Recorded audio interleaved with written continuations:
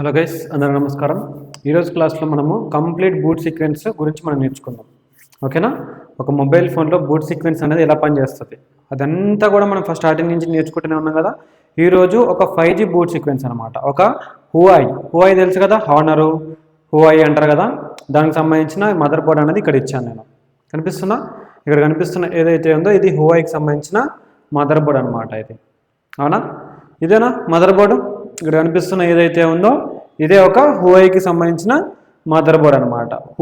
ఈ Huawei model ఏదైతే ఉందో దానికి సంబంధించిన మదర్ బోర్డ్ అనేది నేను క్లియర్గా ఇక్కడ ఇవ్వడం అనేది జరిగింది. అవునా? ఒక హువాయి మోడల్లో మొబైల్ ఫోన్లో మదర్ బోర్డ్ లోపల సర్క్యూట్ అనేది ఎలా ఉంటుంది దాని గురించి క్లియర్ అండ్ క్లారిటీగా మీకు ఇక్కడ ఇవ్వడం అనేది జరుగుతుంది. ఓకేనా? సో ఫస్ట్ ఒకసారి చూడండి. ఫస్ట్ మనం టాపిక్లోకి వెళ్దాం. ఈ టాపిక్ లోపల ఏంటిదంటే ఈ హువాయి ఏదైతే ఉందో ఈ హువాయికి సంబంధించిన పీసీబీ ఏదైతే ఉందో దీని గురించి మనం డీటెయిల్గా నేర్చుకుందాం ఫస్ట్ ఆఫ్ ఆల్. ఓకేనా? ఈ హువాయి మదర్ బోర్డ్ ఏదైతే ఉందో ఈ హువాయి మదర్ బోర్డ్ లోపల మనము డీటెయిల్గా నేర్చుకున్నాం. ఇదేంటిది? హువాయి P30 ఏదైతే ఉందో దానికి సంబంధించిన బూట్ సీక్వెన్స్ అనమాట. దానికి సంబంధించిన ఏదైతే ఉందో దాని గురించి మనం క్లియర్ అండ్ క్లారిటీగా ఇక్కడ మాట్లాడుకోవడం అనేది జరుగుతుంది ఇక్కడ. అవునా? ఇక్కడ హువాయి ఏదైతే ఉందో చూడండి, హువాయి మదర్ బోర్డ్ ఏదైతే ఉందో ఈ హువాయి మదర్ బోర్డ్కి సంబంధించిన ఎవ్రీథింగ్ అంతా కూడా డీటెయిల్గా మనం ఇక్కడ మాట్లాడుకోవడం అనేది జరుగుతుంది. రైట్. ఇక్కడ ఏముంది? హువాయి. ఇక్కడ ఏం మాట్లాడుతున్నాం? Huawei P30 boot circuit. ఓకేనా? బూట్ డయాగ్రామ్, బ్లాక్ డయాగ్రామ్ ఏదైతే ఉందో ఒక మొబైల్ ఫోన్ అన్నది హువాయి P30 ఏదైతే ఉందో అందులో మొబైల్ ఫోన్ అనేది ఎలా ఆన్ అవుతుంది దాని గురించి మనం క్లియర్ అండ్ క్లారిటీగా ఇక్కడ మాట్లాడుకుంటున్నాం. ఓకేనా? ఫస్ట్ ఆఫ్ ఆల్ ఒక మొబైల్ ఫోన్ ఆన్ అవ్వాలంటే మీకు ఇంత ముందుకు మీకు ఎగ్జాక్ట్గా మీకు అది ఏం కావాలా ఏం ఉండకూడదు అనే ఎవ్రీ డీటెయిల్స్ అంతా కూడా నేను ఇంతమందికి ఇక్కడ చెప్పడం అనేది జరిగింది. అవునా? రైట్. సో ఒక మొబైల్ ఫోన్ ఆన్ అవ్వాలి అంటే ఏమేమి ఉంటుంది ఏమేమి ఉండదో దాని గురించి నేను క్లియర్గా చెప్పిన ఇంతకుముందు క్లాసెస్ లోపల కూడా. రైట్. ఈరోజు క్లాస్ లోపల మనము క్లియర్గా మనం మాట్లాడుకోవాలి అనుకుంటే ఈ హువాయి బూట్ సర్క్యూట్ ఏదైతే ఉందో ఈ హువాయి బూట్ సర్క్యూట్ గురించి మనము క్లియర్ అండ్ క్లారిటీగా ఈరోజు క్లాస్ లోపల మాట్లాడుకుందాము. సో ఒక మొబైల్ ఫోన్ ఆన్ అవ్వాలి అంటే మీకు ఎప్పటి నుంచో చెప్తున్నా, ఎప్పటి నుంచో బేసిక్స్ అనేది ఇంపార్టెంట్ అని ఎప్పటి నుంచో చెప్తున్నా. అవునా?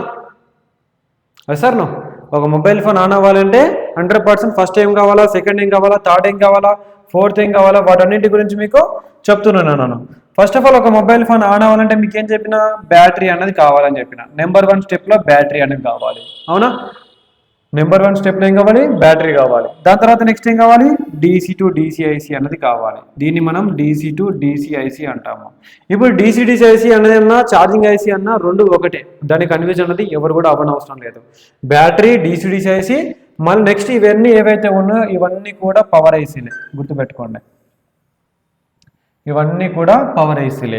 అంటే మనకి సింగిల్ పవర్ ఐసీ ఉన్నప్పుడు ఎలా వర్కింగ్ అవుతుంది, డబల్ పవర్ ఐసీ ఉన్నప్పుడు ఎలా వర్క్ అవుతుంది, 3 పవర్ ఐసీస్ ఉన్నప్పుడు ఎలా వర్క్ అవుతుంది, 4 పవర్ ఐసీస్ ఉన్నప్పుడు ఎలా వర్క్ అవుతుంది, 5 పవర్ ఐసీస్ ఉన్నప్పుడు ఎలా వర్క్ అవుతుందో దానికి సంబంధించిన కంప్లీట్ అవగాహన అనేది మనకి ఉండాలన్నమాట. అవునా? కంప్లీట్ అవగాహన అనేది మనకు ఉండాలి. ఎప్పుడైతే ఉంటుందో అప్పుడు మనకు ఒక క్లారిఫికేషన్ అనేది వస్తుంది. సో ఇది బ్యాటరీ, ఇది DC-DC-IC, next power IC. Power IC లోపల వాడు ఎన్ని ఐసీలైనా పెట్టుకోనండి. ఒక పవర్ ఐసీ పెట్టుకొని, 2 పవర్ ఐసీలు పెట్టుకొని, 3 పవర్ ఐసీలు పెట్టుకొని, 4 పవర్ ఐసీలు పెట్టుకొని, ఎన్ని పవర్ ఐసీలైనా పెట్టుకొని వాడు. ఓకేనా? మన కండిషన్ ఏంటిది?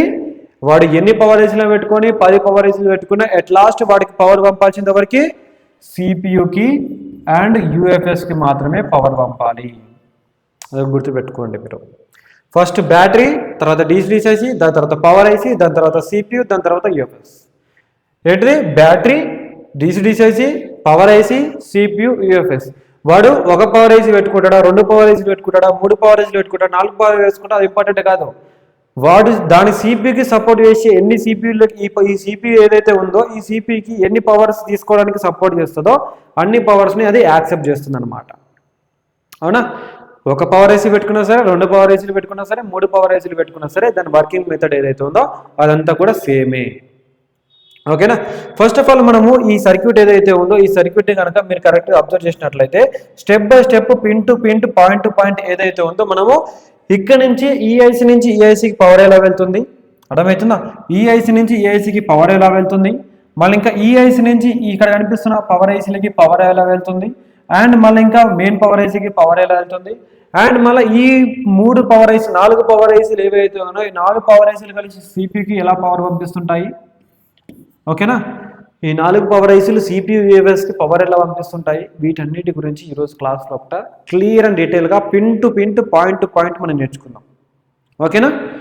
Pin to point to point ఏదైతే ఉందో దీని అంతా కూడా మనం ఈరోజు క్లాస్ లోపల నేర్చుకుందాము. రైట్, ఇప్పుడు ఫస్ట్ వోల్టేజ్ ఏంటిది, ఇక్కడ బ్యాటరీ లోపల ఎంత వోల్టేజ్ ఉంటుంది మనకు తెలిసినంత వరకు.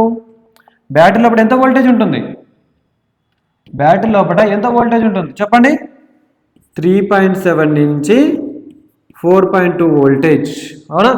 బ్యాటరీలో ఎంత వోల్టేజ్ ఉంటుంది, 3.7 నుంచి 4.2 వోల్టేజ్ ఉంటుంది. అదే వోల్టేజ్ ఎక్కడికి వెళ్తుంది, మన ఛార్జింగ్ ఐసీకి వెళ్తుంది. ఛార్జింగ్ ఐసీకి వెళ్తుంది. ఆ ఛార్జింగ్ ఐసీకి ఎలా ఫ్లో అవుతుందో దాన్ని ఒకసారి క్లియర్గా ప్రాక్టికల్గా చూద్దామా. ఓకేనా? ఒకసారి క్లియర్ అండ్ క్లారిటీగా మనం ఒకసారి ప్రాక్టికల్ వేలో ఒకసారి చూద్దాం. రైట్, ఇది మదర్ బోర్డా. ఇక్కడ కనిపిస్తున్న ఏదైతే ఉందో ఇదేంటిది మన మొబైల్ ఫోన్లో కనిపిస్తున్న మదర్ బోర్డ్ అనమాట. అవునా కదా? సార్ అవునా? ఇక్కడ కనిపిస్తున్న ఏదైతే ఉందో ఈ మదర్ బోర్డ్ హువాయి P30. ఇప్పుడు మనం ఏ సర్క్యూట్ గురించి మాట్లాడుతున్నామో హువాయి P30. ఆ హువాయి P30 లోపల ఇక్కడ ఏదైతే మీకు కనిపిస్తుందో దీన్ని మనం బ్యాటరీ అని పిలుస్తుంటాము. ఓకేనా? దీన్ని మనము బ్యాటరీ అని పిలుస్తూ ఉంటాము. రైట్, ఇక్కడ హువాయి ఏదైతే ఉందో ఈ హువాయి P30 ఏదైతే ఉందో ఈ P30 లోపల దీన్ని బ్యాటరీ కనెక్టర్ అంటాము. ఏమంటాము? బ్యాటరీ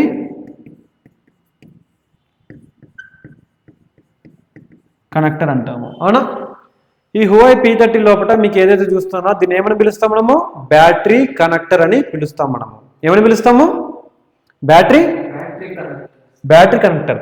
బ్యాటరీ కనెక్టర్ లోపల ఏముంటుంది, పాజిటివ్ ఉంటుంది అండ్ మళ్ళా నెగిటివ్ ఉంటుంది. అవునా కదా? పాజిటివ్ లైన్ ఉంటుంది, నెగిటివ్ లైన్ ఉంటుంది, ఐడి లైన్ ఉంటుంది, థర్మిస్టర్ లైన్ ఉంటుంది, థర్మ్ లైన్ ఉంటుంది, ఐడి లైన్ ఉంటుంది. పాజిటివ్ లైన్ లోపల ఎంత వోల్టేజ్ రావాలి, 3.7 నుంచి 4.2 వోల్టేజ్ అనేది రావాల్సి ఉంటుంది. అవునా? మీరు ఆపోజిట్ డైరెక్షన్లో పెడితే -3.7 నుంచి 4.2 వోల్టేజ్ అని ఇక్కడ చూపిస్తుంటుంది. బ్యాటరీ పెట్టినప్పుడు ఒక వోల్టేజ్, బ్యాటరీ తీసినప్పుడు ఇంకొక వోల్టేజ్ అనేది చూపించడం అనేది జరుగుతుంటుంది. ఓకేనా? అది వేరియేషన్ అవుతూ ఉంటుంది, ఇది వేరియేషన్ అవుతూ ఉంటుంది ఈ వోల్టేజ్ ఏదైతే ఉందో. ఓకేనా? ఈ వోల్టేజ్ అనేది మీరు కరెక్ట్గా అర్థం చేసుకోండి. అవునా? ఇప్పుడు నేను ఏం చేస్తున్నానంటే చూడండి ఒకసారి. ఇప్పుడు ఇక్కడ కనిపిస్తున్న సిస్టమ్ ఏదైతే ఉందో ఈ సిస్టమ్ లోపల నేను ఏం చేస్తున్నా చూడండి. ఇప్పుడు నేను ఏ టచ్ చేస్తున్నా, ఇది పాజిటివ్ లైనా, రైట్? ఇది పాజిటివ్ లైనా కదా? ఇక్కడ నేను పాజిటివ్ లైన్ మీద టచ్ చేసినప్పుడు ఇక్కడ ఉన్న వోల్టేజ్ ఎక్కడెక్కడ వెళ్ళాలని చెప్పిన మీకు, బ్యాటరీ ఒకసారి సీక్వెన్స్ చూడండి. బ్యాటరీ కదా, బ్యాటరీ కనెక్టర్ తర్వాత DC టు DCICకి వెళ్ళాలి, DC టు DCICకి వెళ్ళాలి. ఇప్పుడు ఈ యొక్క సీక్వెన్స్ ఏదైతే ఉందో ఇది సాటిస్ఫాక్షన్ అవుతుందో అవ్వట్లేదా చెక్ చేసుకుందాం. Battery DC DCIC, battery DC DCIC అంటే బ్యాటరీ కనెక్టర్ నుంచి డైరెక్ట్గా DC DCICకి వోల్టేజ్ వెళ్తుందా వెళ్ళట్లేదా. అవునా? చూడండి ఒకసారి బ్యాటరీ లోపల ఏదైతే ఉందో ఇక్కడైతే నేను టచ్ చేసినప్పుడు ఈ వోల్టేజ్ అనేది వెళ్తుందా వెళ్ళట్లేదా, వెళ్తుందా? చూడండి, ఇదేనా మన బ్యాటరీ కనెక్టర్. మన బ్యాటరీ కనెక్టర్గా టచ్ చేసినప్పుడు ఇక్కడ DC DCICకి వోల్టేజ్ వెళ్ళిందా వెళ్ళలేదా? చూడండి, ఈ DC DCICకి వోల్టేజ్ వెళ్ళిందా లేదా. చూడండి ఏ పిన్ కాడికి వెళ్ళింది, ఈ వోల్టేజ్ ఏదైతే ఉందో ఈ వోల్టేజ్ అన్నది ఏ పిన్ కాడికి వెళ్ళిందో చూడండి. ఇదేంటిది మన DC టు DCIC. ఇక్కడ కనిపిస్తున్న ఏదైతే ఉందో దీన్ని మనము DC టు DCIC అంటాము. అంటే మన బ్యాటరీ కనెక్టర్ నుంచి డైరెక్ట్గా ఇక్కడ కనిపిస్తున్న ఏదైతే ఉందో ఇక్కడ ఒక కెపాసిటర్ ఇచ్చిండు, ఈ కెపాసిటర్ నుంచి ఇన్పుట్ అనేది అవడం అనేది జరిగింది. అర్థమవుతుందా? ఈ కెపాసిటర్ ఏదైతే ఉందో ఈ కెపాసిటర్ నుంచి డైరెక్ట్గా ఈ కెపాసిటర్ నుంచి మన వోల్టేజ్ ఏదైతే ఉందో మన V బ్యాట్ అంటే మన V బ్యాట్ ఏదైతే ఉందో ఈ యొక్క డీసీ టు డీసీ ఐసీకి ఇన్పుట్ అనేది అయ్యింది. అవునా? ఇప్పుడు ఇదేంటిది ఇన్పుట్ ఎంత 3.7 నుంచి 4.8 వోల్టేజ్. అంటే బ్యాటరీ ఎంత వోల్టేజ్ ఉంటే, బ్యాటరీ కనెక్టర్ ఎంత వోల్టేజ్ ఉంటే అంత వోల్టేజ్ మన డీసీ డీసీ ఐసీకి రావడం అనేది జరుగుతుంటుంది. అవునా?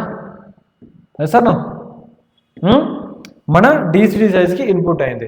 ఇప్పుడు డీసీ సైజ్కి ఇక్కడ కనిపిస్తున్న ఏదైతే ఉందో దీన్ని ఇన్పుట్ అంటాము. ఇన్పుట్ వోల్టేజ్ 3.7 నుంచి 4.2 వోల్టేజ్ అంటాము. మరి అవుట్పుట్ ఎక్కడ? సార్ ఇన్పుట్ వచ్చింది, దీనికి ఈ ఐసీ ఏదైతే ఉందో ఈ ఐసీకి ఇన్పుట్ వచ్చింది. అర్థమవుతుందా? ఇన్పుట్ వచ్చింది, కానీ మరి అవుట్పుట్ ఎక్కడి నుంచి వెళ్తుంది సార్ అంటే ఎప్పుడైనా సరే డీసీ డీసీ ఐసీ పక్కన ఒక కాయిల్ అనేది ఉండడం జరుగుతుంది. ఏంటిది? ఒక కాయిల్. ఏంటిది? ఒక ఏముంటుంది? ఇదే నా కాయిల్, చూసుకోండి, ఇదే నా కాయిల్. ఈ కాయిల్ నుంచి డైరెక్ట్ గా వోల్టేజ్ అనేది ఎక్కడెక్కడికి వెళ్తుంది చెప్పండి?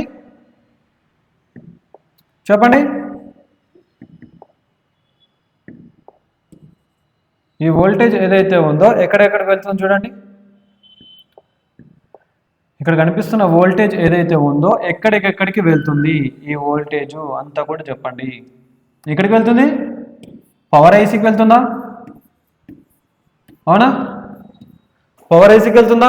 ఇక్కడ డీసీ, ఇక్కడ వోల్టేజ్ ఎంత జనరేట్ అవుతుంది? ఇది ఇన్పుట్, ఇది అవుట్పుట్. అవునా? ఇది ఇన్పుట్, అవుట్పుట్. ఇన్పుట్ ఏంటిది? వి బ్యాట్ పేరు.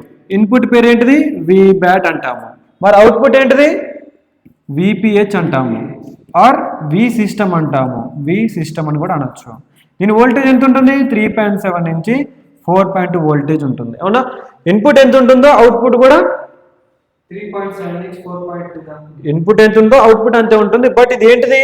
ఇంటర్నల్ గా పాస్ అయింది కాబట్టి, ఇంటర్నల్ గా పాస్ అయ్యి అవుట్పుట్ అవుతుంది కాబట్టి దీని నేమ్ అనేది చేంజ్ అయిపోయింది. అర్థమవుతుందా? దీని నేమ్ అనేది చేంజ్ అయిపోయింది అనమాట. ఇన్పుట్ అనేది ఇంటర్నల్గా వెళ్ళి బయటకు వచ్చింది కాబట్టి ఇన్పుట్ అనేది చేంజ్ అయిపోయింది. సో ఇక్కడ జనరేట్ అయిన అవుట్పుట్ ఏదైతే ఉందో ఎక్కడెక్కడ వెళ్తుంది? పవర్ ఐసీకి వెళ్తుంది, లైట్ ఐసీకి వెళ్తుంది. అవునా? గ్రాఫిక్ ఐసీకి వెళ్తుంది. అవునా? గ్రాఫిక్ ఐసీకి వెళ్తుంది. ఇంకా ఎక్కడ వెళ్తుంది? లైట్, గ్రాఫిక్స్, ఆడియోకి వెళ్తుంది, నెట్వర్క్ వెళ్తుంది, నెట్వర్క్ సెక్షన్కి వెళ్తుంది. అండ్ మిగతా ఏవైతే సెక్షన్ సెన్సార్స్ ఏవైతే అవుతూ ఉంటుందో ఆ సెన్సార్స్ కూడా ఈ వోల్టేజ్ అనేది వెళ్ళడం అనేది జరుగుతుంది. అవునా కదా? ఈ యొక్క వోల్టేజ్ ఏదైతే ఈ సెన్సార్స్ అంతా కూడా వెళ్ళడం అనేది జరుగుతుంది. Is it right? అంతేనా? ఇప్పుడు ఈ అవుట్పుట్ ఎక్కడెక్కడికి వెళ్తుందో ఈ అవుట్పుట్ని మనము క్లియర్ అండ్ క్లారిటీగా ఒకసారి చెక్ చేసుకుందాం. ఓకేనా? ఈ అవుట్పుట్ ఏదైతే ఉందో ఈ అవుట్పుట్ అనేది ఎక్కడెక్కడికి వెళ్తుందో ఇదంతా కూడా మనము క్లియర్ అండ్ క్లారిటీగా చెక్ చేసుకుందాం. చూడండి. రైట్? ఇదేనా? ఇంకొంచెం జూమ్ చేద్దాం. 1 2 3 చాలు, సరిపోతుంది. ఇంకొక జూమ్. ఇదేనా? బోర్డ్ అంతా క్లియర్గా అనిపిస్తుందా మీకు? బోర్డ్ అంతా క్లియర్గా ఉందా? రైట్? ఇంకొకటి జూమ్ అవుట్ చేద్దాం. రైట్. ఇప్పుడు బోర్డ్ క్లియర్గా ఉందా? రైట్? ఇప్పుడు బోర్డు క్లియర్గా ఉందా? ఓకే.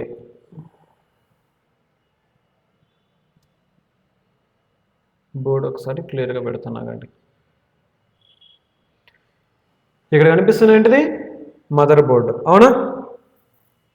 సార్ నో, ఇక్కడ కనిపిస్తుంది ఏంటిది? Mother board. అవునా కదా? ఇక్కడ కనిపిస్తుంది ఏంటిది? మదర్ బోర్డేనా? చూడండి, మదర్ బోర్డేనా? ఈ మదర్ బోర్డ్ లోపల ఇది బ్యాటరీయా? ఇప్పుడు బ్యాటరీ కనెక్టర్ కాడ కనెక్ట్ చేసినప్పుడు డీసీ డిసైస్కి ఇన్పుట్ వోల్టేజ్ వెళ్ళిందా? మళ్ళీ పవర్ ఐసీ కూడా వెళ్ళింది. ఎందుకు వెళ్ళింది? దీని లోపల బ్యాటరీ పర్ఫెక్ట్గా కనెక్ట్ అయిందా, కనెక్ట్ కాలేదని చెప్పేసి ఒక సెన్సింగ్ ద్వారా సెన్స్ చేసుకుంటుంది బ్యాటరీ అన్నది. సో ఇప్పుడు మెయిన్ ఏంటిది? డీసీ డిసైస్కి ఇన్పుట్ అవ్వాలి. అయిందా లేదా? ఇప్పుడు డీసీ డిసైస్ నుంచి ఇది ఇన్పుట్. అర్థమవుతుంది? ఎప్పుడైతే ఇన్పుట్ అయిందో అవుట్పుట్ అనేది ఒక కాయిల్ ఉంటుంది. ఇక్కడ ఒక కాయిల్ కనిపిస్తుందా? ఇక్కడ ఒక కాయిల్ చూసిరా? ఈ కాయిల్ నుంచి ఇది అవుట్పుట్ అనేది అవ్వాలి. వెళ్ళిపోయింది చూడు, వెళ్ళిపోయిందా? చూసుకో, మనం ఎన్ని పవర్ ఐసీలు అనుకున్నాము, ఇది ఏంటిది అవుట్పుట్. ఇంతకుముందుకు నేను ఏదో చూపించానో అన్నిటికీ అవుట్పుట్ వెళ్ళిందా, ఇదొక పవర్ ఐసీ, ఇదొక పవర్ ఐసీ, ఇదొక పవర్ ఐసీ, ఇదొక పవర్ ఐసీ. అర్థమవుతుందా? 1 2 3 4. మళ్ళీ మిగతా నెట్వర్క్ ఆడియో ఏదైతే ఉన్నాయో వాటన్నిటికి కూడా ఈ విధంగా ఇన్పుట్ అనేది వెళ్ళడం జరుగుతుంది. అవునా? చూసుకో, ఇదంతా కూడా ఇన్పుట్ సెక్షన్. ఇదంతా కూడా ఏదైతే ఉందో దీన్ని మనము ఏం పవర్ అంటాము, దీన్నే మనము ఏ పవర్ అని పిలుస్తాము, దీన్నే మనము ఏ పవర్ అని పిలుస్తాము, ఏ పవర్ ఇది ఇక్కడ కనిపిస్తున్న ఏదైతే ఉందో, ఇక్కడ కనిపిస్తున్న ఏదైతే ఉందో దీన్ని మనము ఏ పవర్ అని పిలుస్తాము,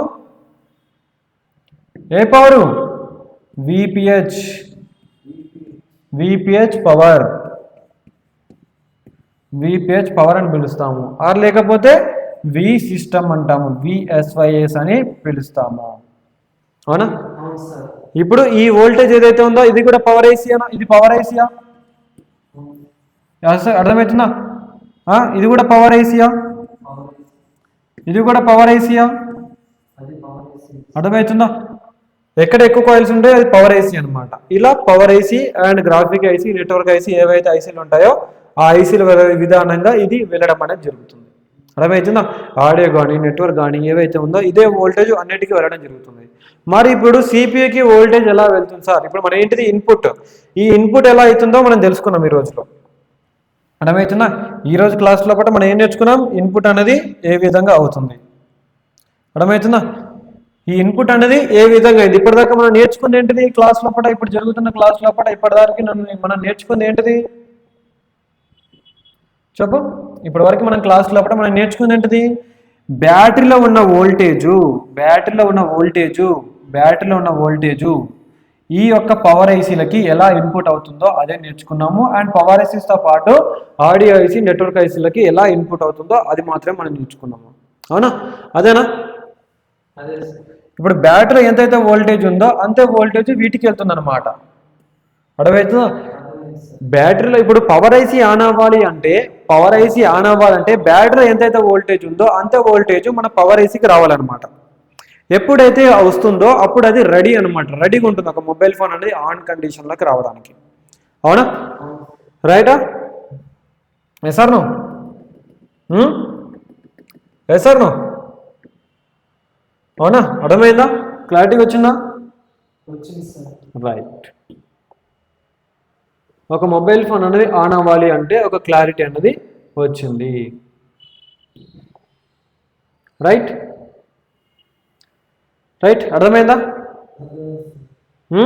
ఇప్పుడు ఒక మొబైల్ ఫోన్ ఆన్ అవ్వాలి అంటే ఒక క్లారిటీ అనేది వచ్చింది. రైట్?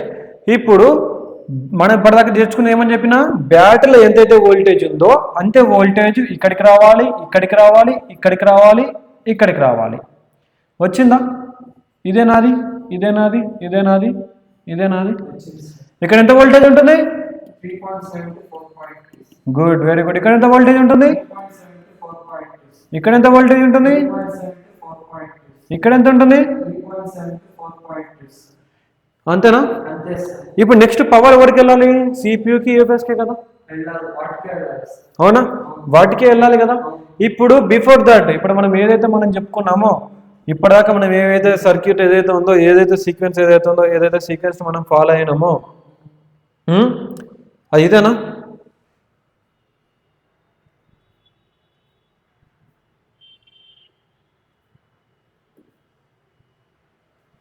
ఆ సీక్వెన్స్ ఏదైతే ఉందో ఆ సీక్వెన్స్ అంతా కూడా ఇదేనా? చూసుకో, బ్యాటరీ నుంచి డీసీ డిసికి ఇన్పుట్ అయింది, డీసీ డిసి నుంచి డైరెక్ట్గా హోల్ సిస్టమ్కి వోల్టేజ్ అనేది వెళ్ళింది. అవునా? హోల్ సిస్టమ్ ఏదైతే ఉందో హోల్ సిస్టమ్కి వోల్టేజ్ అనేది వెళ్ళిపోయింది. నెక్స్ట్ ఏంటిది? ఈ ఐసీల నుంచి, ఈ ఐసీలు ఏవైతే ఉన్నాయో ఈ ఐసీల నుంచి డైరెక్ట్గా ఎక్కడికి వెళ్ళాలి? మన సిపియుకి, మన యూఎఫ్ఎస్కి వెళ్ళాలన్నమాట. అర్థమవుతుందా? అది ఏ విధంగా వెళ్తుంది, ఏ విధంగా అవుట్ అవుతుంది, ఏ విధంగా ఇన్ అవుతుంది, దాని గురించి మనం క్లియర్ అండ్ క్లారిటీగా ఈరోజు క్లాస్లో కూడా తెలుసుకుందాం. ఓకేనా? అర్థమవుతుందా? ఇక్కడ కనిపిస్తున్న ఏదైతుందో విడిడి సిపియు, విడిడి జిపియు అంటే ఒక మొబైల్ ఫోన్ లోపల సిపియు అనేది యాక్టివేట్ అవ్వాలి అంటే గ్రాఫిక్ వోల్టేజ్ అంటారు. Graphic voltage drain to drain, VDD full form ఏంటంటే voltage from drain to drain ఒక ఫుల్ ఫామ్ తోని జీపీయూ విడిడి సిపియు ఏదైతే ఉందో కోర్ వోల్టేజ్ అంటారు వీటిని. ఆ కోర్ వోల్టేజ్ పంపించడానికి ఈ యొక్క పవర్ ఐసీని ఎంచుకుందనమాట ఈ సిపియు. అర్థమవుతుందా? నెక్స్ట్ ఈ ఏదైతే ఉందో ఇంకొక పవర్ ఐసీ ఏదైతే ఉందో విడిడి సిపియు. విడిడి అంటే ఇది కూడా ఒక టైప్ ఆఫ్ వోల్టేజే. ఈ వోల్టేజ్ అనేది వస్తే ఈ వోల్టేజ్ సంబంధించిన ఏవైతే ఇన్పుట్స్ ఉంటాయో ఏవైతే అవుట్పుట్స్ ఉంటాయో అది యాక్టివేషన్ చేసుకోవడానికి మనకి ఇది విడిడి సిపియు అనేది ఇవ్వడం అనేది జరిగింది. అర్థమవుతుందా? నెక్స్ట్ సపరేట్గా మన యొక్క పవర్ ఐసీకి యాక్చువల్ ఏంటంటే బక్ అనేది పవర్ ఐసీ నుంచి జనరేట్ అయ్యి మళ్ళీ బక్ అనేది పవర్ ఐసీకి ఎంటర్ అవుతుంది. కానీ సపరేట్గా పవర్ ఐసీ కోసమే ఒక బక్ బూస్టర్ ఐసీ ఏదైతే ఉందో ఈ పవర్ ఐసీ యాక్టివేట్ అవ్వాలంటే బూస్ట్ వోల్టేజ్ కావాలి దీనికి. అర్థమవుతుందా? ఓన్లీ విపిహెచ్ పవర్ వస్తే సరిపోదు, ఓన్లీ బక్ వోల్టేజ్తో పాటు బూస్ట్ వోల్టేజ్ కూడా కావాలి, buck boost voltage. So only power ఐసీకి పవర్ ఇచ్చడానికి ఒక పవర్ ఐసీని పెట్టుకుని వీడు. అర్థమవుతుందా? ఆ పవర్ ఐసీ సహాయంతో మనకి సిపియుకి ఎంతైతే వోల్టేజ్ అవసరం ఉంటుందో ఆ వోల్టేజ్ అనేది ఇన్పుట్ అవుతుంది సిపియుకి. అర్థమవుతుందా? నెంబర్ 4 స్టెప్ లోపల చూడండి. నెంబర్ 4 ఏదైతే ఉందో నెంబర్ 4 లోపల ఏంటిది, ఎప్పుడైతే పవర్ బటన్ ప్రెస్ చేస్తామో ఈ ప్రాసెస్ అంతా ఎప్పుడు జరుగుతుంది, ఎప్పుడైతే పవర్ బటన్ ప్రెస్ చేస్తామో అప్పుడు క్లాక్ జనరేట్ అయిన తర్వాత ఈ పవర్స్ అన్ని కూడా యాక్టివేట్ అయ్యి సిపియులోకి వెళ్ళడం అనేది జరుగుతుంది. అర్థమైందా? ఎప్పుడైతే ఈ పవర్స్ అన్నది ఒకటేసారి జనరేట్ అవుతాయి, ఏంటిది ఒకసారి ఒక పల్స్ లాగా జనరేట్ అవుతాయి. ఈ పల్స్ లాగా జనరేట్ అయినప్పుడు ఈ SPMI system power management interface అంటారు. ఏమంటారు full form? System power management interface. ఈ సిస్టమ్ పవర్ మేనేజ్మెంట్ ఇంటర్ఫేస్ ఏదైతే ఉందో ఎస్పిఎంఐ క్లాక్ ఎస్పిఎంఐ డేటా ఏం చేస్తాయి అంటే క్లాక్ని పర్ఫెక్ట్గా జనరేట్ చేసినట్టు క్లియర్ చేస్తాయి అన్నమాట. ఎప్పుడైతే ఈ క్లాక్ అనేది జనరేట్ అయిందో రీసెట్ అనేది 1.3 వోల్టేజ్ వరకు జనరేట్ అవుతుంది, ఆర్ 1.8 వోల్టేజ్ వరకు జనరేట్ అవుతుంది. ఎవరికి? సిపియుకి. ఈ వోల్టేజ్ అనేది సిపియుకి వెళ్తుంది. ఈ సిపియుకి వెళ్ళిన తర్వాత ఏమవుతుంది, ఆ వోల్టేజ్ ఇది సిపియు పట్టుకోగలిగితే, సిపియుని కనుక అందినట్లయితే నెక్స్ట్ పవర్ ఐసీకి పవర్ హోల్డ్ అనే ఒక ఆప్షన్తోనే ఒక 1.8 వోల్టేజ్ జనరేట్ చేస్తుంది. ఎప్పుడైతే ఈ 1.8 వోల్టేజ్ జనరేట్ అయ్యి స్టేబుల్గా ఉంటుందో అప్పుడు ఏమవుతుంది, ఈ యొక్క 2.9 1.2 1.8 ఏదైతే ఉంటుందో యూఎఫ్ఎస్కి కావాల్సిన వోల్టేజ్ జనరేట్ అయ్యి ఆ యొక్క క్లాక్ డేటా అనేది ఒకదాంతో ఒకటి సంభాషణ జరిగి ఒక మొబైల్ ఫోన్ అనేది అక్కడి నుంచి స్టార్ట్ అయ్యి లోగో రావడం జరుగుతుంది. లోగో వచ్చిన తర్వాత అది పవర్డ్ బై ఆండ్రాయిడ్ అని రావడం జరుగుతుంది. పవర్డ్ బై ఆండ్రాయిడ్ అయిన తర్వాత ఎప్పుడైతే కంప్లీట్గా డేటా రీడ్ అవుతుందో అప్పుడు సిపి ఏం చేస్తుంది, యూఎఫ్ఎస్ లోపల ఏదైతే లాక్ ఉందో ఆ లాక్ని అడగడం జరుగుతుంది. అప్పుడు లాక్ ఓపెన్ చేసిన తర్వాత మొబైల్ ఫోన్ అనేది ఆన్ అవ్వడం జరుగుతుంది. అర్థమవుతుందా? ఎన్ని ప్రాసెస్ లోపల మొబైల్ ఫోన్ ఆన్ జరుగుతుంది. సో ఇది ఒకటే కాదు, చాలా సర్క్యూట్స్ అనేవి మన కాడ ఉన్నాయి. చాలా సర్క్యూట్స్ గురించి కూడా నేను ఎక్స్ప్లెనేషన్ జరిగింది. సో ఎవరికైనా మన ఆన్లైన్ కానివ్వండి ఆఫ్లైన్ కానివ్వండి కోర్సెస్ లోపల మీకు ఇంట్రెస్ట్ ఉన్నట్లయితే మన A to Z mobile repair లోపల 100% మీరు జాయిన్ అవ్వచ్చు. ఓకేనా? ఇక్కడ కనిపిస్తున్న ఏదైతే ఉందో ఇది నా కాంటాక్ట్ నెంబర్ 8179142535. ఈ నా నెంబర్. ఈ నెంబర్కి మీరు డైరెక్ట్గా ఎప్పుడైనా కాల్ చేయొచ్చు. మన యాప్ ఉంటుంది A to Z mobile repair app ఉంటుంది. యాప్ని ప్లే స్టోర్ నుంచి డౌన్లోడ్ చేసుకొని డైరెక్ట్గా ఫీజు పే చేసుకొని డైరెక్ట్గా జాయిన్ అయిపోవచ్చు. ఓకేనా?